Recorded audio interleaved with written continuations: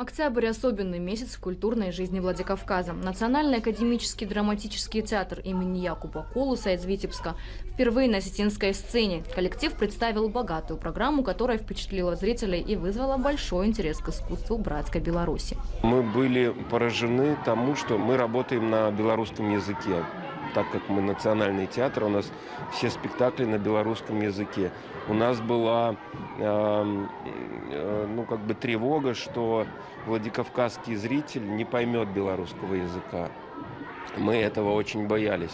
Но вот на протяжении этих 3 дней зритель настолько был искренен, настолько он понимал, и даже все почти спектакли проходили даже, наверное, лучше, чем у нас на базе. Поэтому вот этот обмен опытом, обмен языком, да, он важен. И для нас это важно, так как мы, как будто у себя дома. Спектакли «Моя жена Лгунья», «Парашютист» и «Мнимый больной» стали уникальным событием. Они подарили зрителям глубокие эмоции, почву для размышлений и великолепную актерскую игру. Комедия Мольера «Мнимый больной». Это больше идет как намек на буфонаду, потому что режиссер, который ставил этот спектакль, он кукольный актер и кукольный режиссер. И поэтому мы решили воспользоваться таким сложным и очень интересным образом. Расскажите про главного героя. Может, какая-то задумка еще в этом была? Главный герой данной пьесы – это господин Орган. Это человек, который считает себя все время больным, но на самом деле ничем не болеет. И вот спектакль идет про это, что мы сами себя накручиваем, из этого появляются какие-то болезни. Потом мы лечим, но не знаем, что на самом деле довольно современная тема и проблема.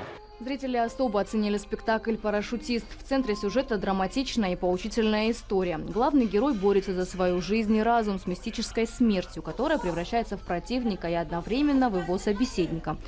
Постановка заставляет задуматься о том, как важно ценить каждое мгновение. Колосовцы стремятся сохранить дух студийности, актерское братство, ощущение которого передается из поколения в поколение. Открытый к экспериментам театр традиционно пропитан любовью к белорусскому слову и, конечно, к родине. Белорусская мова придает особый колорит классическим и современным произведениям. На родном языке актеры Витебского театра лучше доносят интонационные и смысловые нюансы. В заключительный день гастролей труппа порадовала самых маленьких зрителей. Дети остались в восторге от сказки о волке и теленке. Алин, расскажи, ты сегодня поняла, про что был спектакль?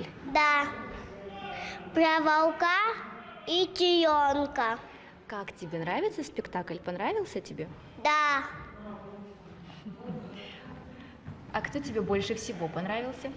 Лиса. Интересный, да, персонаж Лиса? Да. А что она делала, что она тебе понравилась?